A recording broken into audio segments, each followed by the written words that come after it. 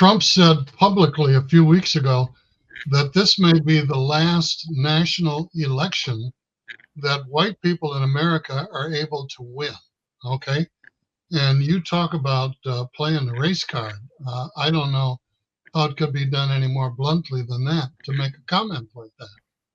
No That doubt. basically suggesting I'm the only person who represents white people. So let's all get out there and vote and make this a victory for white people, this presidential election. Yeah. But what does he mean, Youssef, when he said a few more weeks? He told his voters, his supporters, the Christian nationalists, you won't need to vote again after this election. What do you think he meant by that? I think that the proof is in the pudding now, okay, and it's backfiring on him because even his own supporters, the two people involved in the assassination attempts against him, or alleged assassination attempts, I should say, because one of them has not gone before the judge yet, were Trump supporters. They were people who voted for him. They were registered members of the Republican Party. So, and look at the hundreds of Republicans for Harrison Walls. Look at all of the top members of his prior, White House administration, the Defense Department, who have come out and endorsed Kamala Harris because they believe that he may not be the best choice in their minds. I mean, it's backfiring on the standard bearers of the GOP because they're pulling out all the stops and nothing. I think people are numb.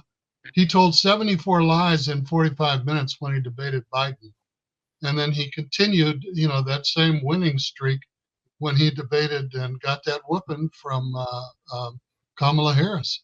So I think Trump is carrying a glass lunch bucket, to put it bluntly, and people are able to see right through it. Let me continue with the question about the second assassination attempt.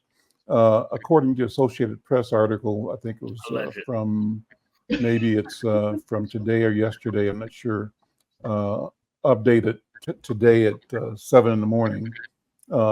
It said that, and Dateline is West Palm Beach, Florida, former President Trump wasn't harmed in Sunday's apparent assassination attempt as he golfed near his Florida club.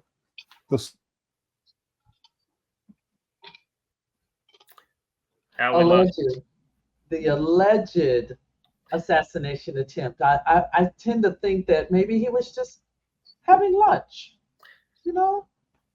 for 8 hours in the woods. Right. Here's what we know is that he never got a shot off. He was never in. Donald Trump was never in sight of him.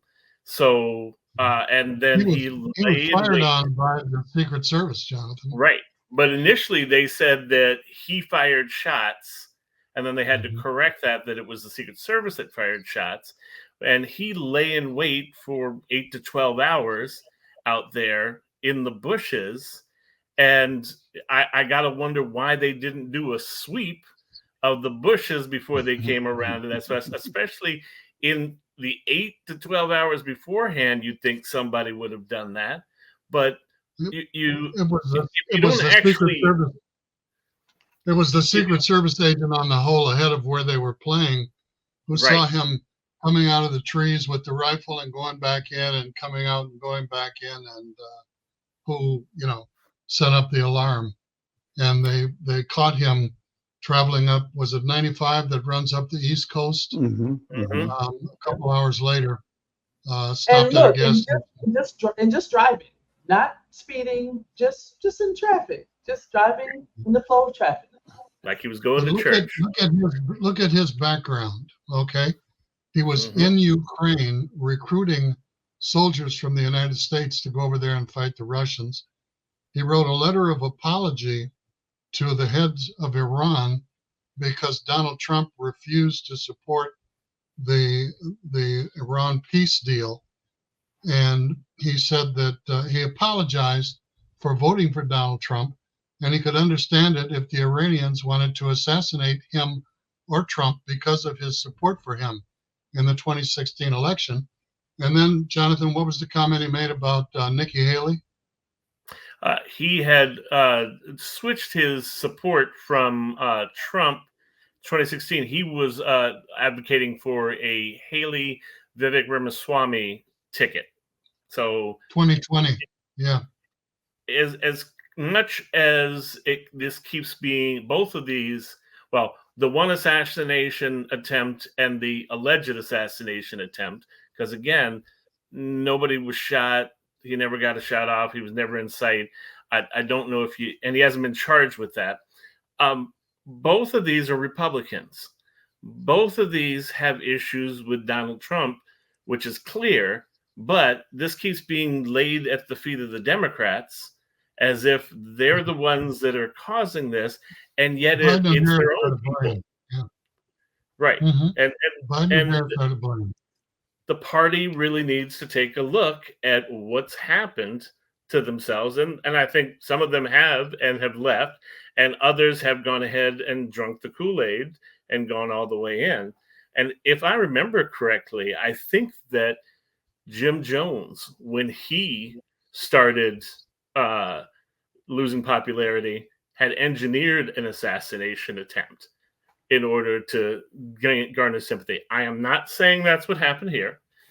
I am saying it is very interesting how quickly we have jumped towards assassination attempts and moved past the train of following the evidence and making sure everything is what it is, but also looking at the fact that Donald Trump uses a heck of a lot more Secret Service than almost anybody else, partly because of the fact that he can't do speeches in many venues, rallies in many venues, because he hasn't paid their bills. He still owes Minneapolis from 2016 or 2020. So he's doing these outdoor things where it's riskier. He's also a master of distraction. Yes. Because he has trouble staying on script and sticking to the issues. And as was pointed out in the debate, he has the concept of a plan, okay, but has been unable to clearly voice those plans and policies to move the country forward. And, Make America Great Again is back to the 50s.